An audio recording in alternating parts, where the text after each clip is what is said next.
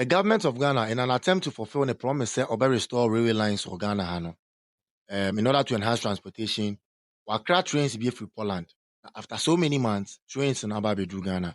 Now, this particular train is intended for the Tema Mpakadai railway bound. And then a test drive of one of the trains, a test drive. Now, unfortunately, now the unfortunate news is whilst they were testing the train around the Sujaman district, the train has been involved in an accident. Train in Yusuda. Train it has not even been launched publicly. It has been involved in an accident. They say, I mean, say, you better ship it train back to Poland, though. You better engineers for Poland, Abahaba, fix it train, no. Let me know what you think in the comment box. And don't forget to like, follow, and share. Thank you.